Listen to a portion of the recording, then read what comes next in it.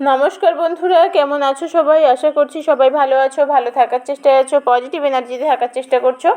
আমি আজ আবারও চলে আসলাম তোমাদের জন্য একটা নতুন রিডিং নিয়ে। কাল একটা বিশেষ দিন এই কারণেই বলছি, কালকে একটা খুব ভালো সময় আমরা পাচ্ছি ম্যানিফেস্ট করার জন্য কিছু। অবশ্য আজকের রিডিংটা এই বিষয়ক নয়, কারণ এই রিডিংটাতে আমি আলাদা করে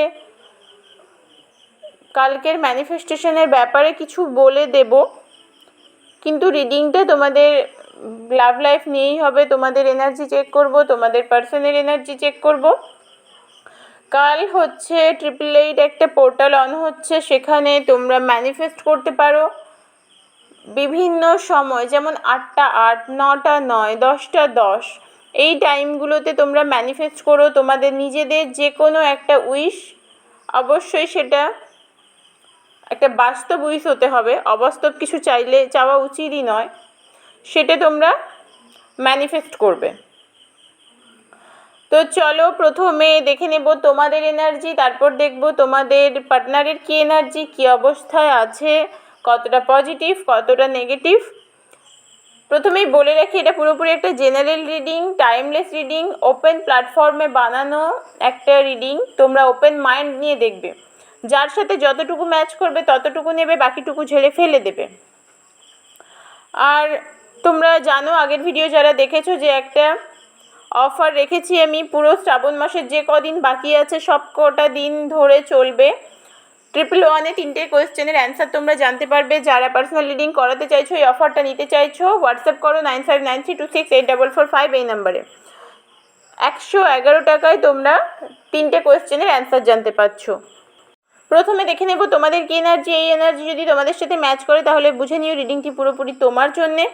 যদি মনে হয় এনার্জি ম্যাচ করছে না, তাহলে স্কিপ করে যেতে পারো।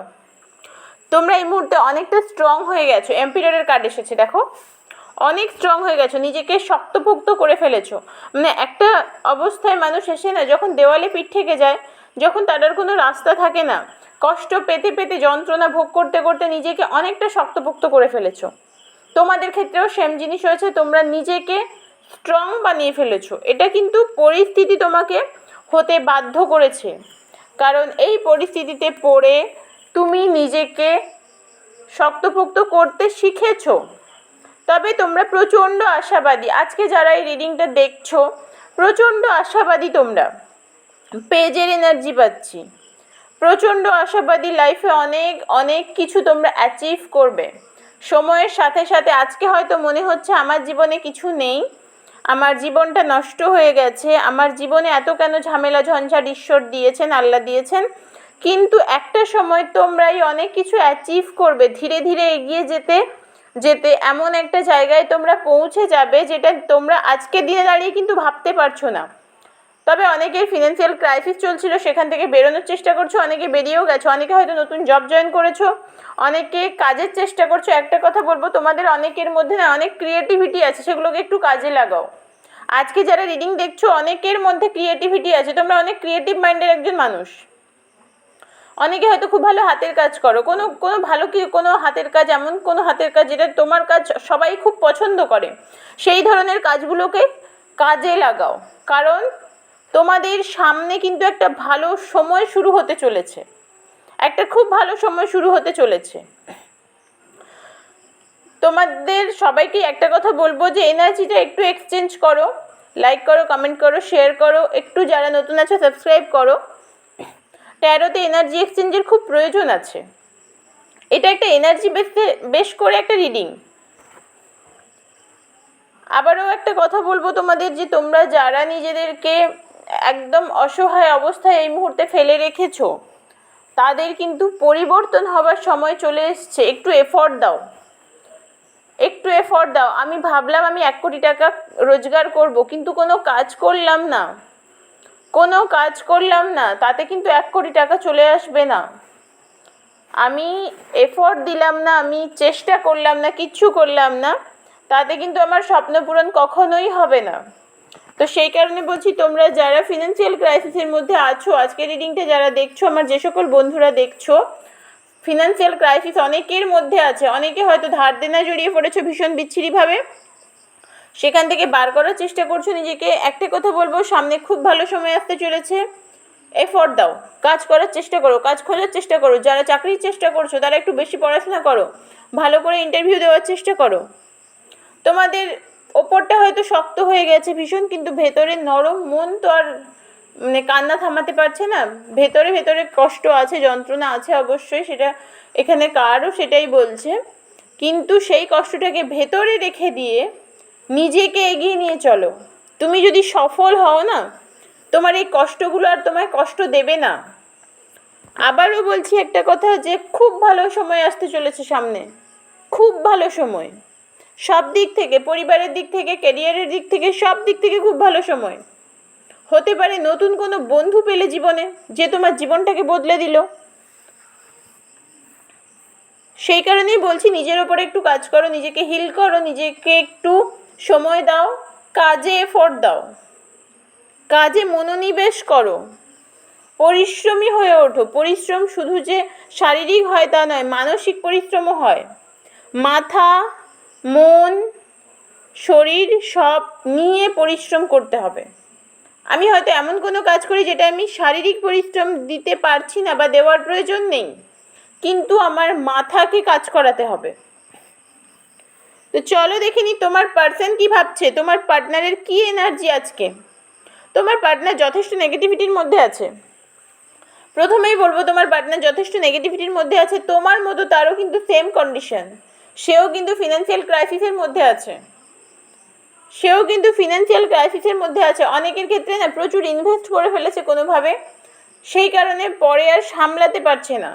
প্রচুর ইনভেস্ট করে ফেলেছে, হয়তো কোনো প্রজেক্টে ইনভেস্ট করেছে, বা কোনো কিছু করতে, কোনো বাড়ি বানিয়েছে, বা কোনো সম্পত্তি ক্রয় করেছে, এইভাবে প্রচুর ইনভেস্ট করে ফেলেছে। তারপর সেই জিনিসটাকে আর ফেরত আনতে পারছে না, বা ওই যে শূন্যস্থানটা পূরণ হয়েছে ইনভেস্টমেন্ট করার ফলে, ওই জিনিসটাকে সামলাতে পারছে না। যথেষ্ট ফিনান্সিয়াল একটা ক্রাইসিসের মধ্য দিয়ে যাচ্ছে।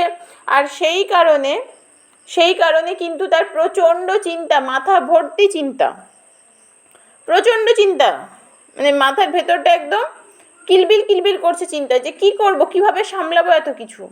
সে কিন্তু পরিস্থিতির শিকার, তোমার পার্সন পরিস্থিতির শিকার। নিজের ভবিষ্যৎকে সিকিওর করার জন্যে প্রচণ্ড পরিমাণে সে ভাবছে, নিজের ভবিষ্যতে সে কি করবে, কি করলে ভালো হবে, আদৌ সে নিজেকে স্টেবল করতে পারবে কি না, ফিউচারটাকে সিকিওর করার জন্য সে পাগল পাগল করছে। সেও কিন্তু তোমার মতো, তুমি যেরকম সম্পর্কে ঝামেলায় জড়িয়েছো, সম্পর্কে কষ্ট পেয়েছো, যন্ত্রণা পেয়েছো, মনের মানুষের থেকে আঘাত পেয়েছো, তোমার পার্সনও কিন্তু ঠিক একইভাবে কোনো না কোনো মানুষের থেকে ঠকেছে। হতে পারে সেটা সম্পর্কের ক্ষেত্রে নয়, তুমি ভালোবেসে ঠকেছো, সে হয়তো কোনো মানুষকে বিশ্বাস করে ঠকেছে। কাজের ক্ষেত্রে হতে পারে, পারিবারিক ক্ষেত্রে হতে পারে, বন্ধুবান্ধবের ক্ষেত্রেও হতে পারে। সেও কিন্তু ঠকেছে, আর সেই ঠকে যাওয়ার যন্ত্রণাটা তাকে কুড়ে কুড়ে খাচ্ছে। সেটা বুঝতে পারছে না যে আমিও তো সেম কাজ একজনের সাথে করেছি, তো হয়তো হতে পারে এটা আমি কর্মের ফল ভোগ করছি। সেটা কিন্তু সে বুঝতে পারছে না, যন্ত্রণা পাচ্ছে, কষ্ট পাচ্ছে, কিন্তু বুঝতে পারছে না। খুব ব্যালেন্স করার চেষ্টা করছে, তারও কিন্তু ভীষণ মানসিক একটা সমস্যা চলছে এই মুহূর্তে। মুনের কার্ড এসেছে, প্রচণ্ড মানসিক সমস্যা চলছে, মানসিকভাবে সে ভীষণ বিপর্যস্ত, ভীষণই খারাপ একটা সিচুয়েশনের মধ্য দিয়ে যাচ্ছে তোমার পার্টনার। পারিবারিক ক্ষেত্রে কিছু ঝামেলা ঝঞ্ঝাট চলছে, এবং কাজের ক্ষেত্রে, কেরিয়ারের দিক থেকে কিন্তু সে ভীষণভাবে বিচ্ছিরিভাবে একটা জায়গায় ফেঁসে গেছে। কেরিয়ারের দিক থেকে সে একদম নাজেহাল হয়ে গেছে, কোনোভাবে নিজেকে সামলাতে পারছে না, ভবিষ্যৎ নিয়ে প্রচণ্ড চিন্তায় আছে। তার ভবিষ্যতে কি হবে, সে আদৌ কি করতে পারবে, সেই জিনিসগুলো সে ভেবে পাচ্ছে না। অবশ্য সানের কার্ড এসেছে, আগামী দিনে পরিবর্তন আসবে। তবে এই মানুষটি যদি নিজেকে পরিবর্তন না করে, এই মানুষটি যদি নিজের উপরে কাজ না করে, নিজেকে পাল্টানোর চেষ্টা না করে, তবে কিন্তু পরিবর্তন এত চট করে আসবে না, যতই সানের কার্ড আসুক না কেন। পরিবর্তন তখনই আসবে এই মানুষটি যদি নিজের উপর কাজ করে, নিজেকে হিল করে, নিজেকে বোঝার চেষ্টা করে, নিজের ভুলগুলোকে সংশোধন করার চেষ্টা করে, তখনই কিন্তু পরিবর্তন আসবে এই জীবনে। এই সম্পর্কে রিউনিয়ন, একটা সুন্দর এন্ডিং তখনই হবে যখন তোমার পার্সন নিজের ভুলগুলোকে বুঝতে পারবে যে আমি এই ভুলগুলো করেছি, আমাকে শোধরাতে হবে। আজকে কিন্তু তার কোনো এনার্জি পাচ্ছি না সেরকম যে নিজের ভুল বোঝার। আজকের দিনে দাঁড়িয়ে এই মানুষটি কিন্তু নিজের ভুলগুলো বুঝতেও পারছে না, বা ভুলগুলোর জন্যে কোনো অনুতাপও নেই তার। এই মানুষটির মধ্যে যদি পরিবর্তন আসে ঈশ্বরের তরফ থেকে, অবশ্যই তোমাদের এই সম্পর্কে একটা রিইউনিয়ন হবে। কারণ ভালোবাসা অতি পবিত্র জিনিস, স্বয়ং ঈশ্বরের সৃষ্টি করা এই ভালোবাসা। ঈশ্বর কিন্তু সত্যিকারের ভালোবাসাকে কখনোই অমর্যাদা করেন না, কখনোই স্বীকৃতি না দিয়ে রাখেন না। এই সম্পর্কে তখনই রিইউনিয়ন হবে যখন তোমার পার্সন নিজেকে হিল করতে পারবে। এই মানুষটির না হিলিংয়ের খুব প্রয়োজন। আজকে রিডিংটি কার কার সাথে রেজনেট করছে সেটা আমাকে অবশ্যই কমেন্ট করে জানিও। আবারও বলছি, মহাদেবের চ্যানেলে মহাদেবের জন্ম মাস পালন করা হবে না, সেটা কি করে হয়? সেই কারণে আমি তোমাদের জন্যে এই অফার রেখেছি যে 111-এ তোমরা 3টে কোয়েশ্চেনের অ্যান্সার জানতে পারবে। আর তোমরাই আমার পরিবার, তোমাদের ভালোবাসায় ধীরে ধীরে এত দূর এগিয়ে আসা। আমি কন্টিনিউ রিডিং দিতে পারি না, তারপরেও তোমাদের এত ভালোবাসা পাই, তোমাদের এত সাপোর্ট পাই, সেই জিনিসগুলো আমার কাছে সত্যি অনেক বড় পাওয়া। আর এই রিডিংটা অবশ্যই একটা জেনারেল রিডিং, আমি আগেও বলেছি, সেই কারণে বলছি তোমরা কিন্তু নিজের ওপরে পুরোপুরি চাপিয়ে নেওয়ার চেষ্টা করবে না। যতটুকু তোমার সাথে মিলছে বলে মনে হচ্ছে ততটুকুই নেবে, বাকিটুকু ছেড়ে ফেলে দেবে। ওপেন প্ল্যাটফর্মে বানানো রিডিং সবসময় জেনারেল রিডিংয়ে হয়, এটা তোমার পার্সোনাল রিডিং নয়। পার্সোনাল এনার্জি কিন্তু এখানে কানেক্ট করে রিডিং করা হচ্ছে না। দেখো বটমেও কিন্তু হুইল অফ ফরচুনের কার্ড এসেছে, দেখতে পাচ্ছ? পরিবর্তন খুব শিগগিরই আসছে।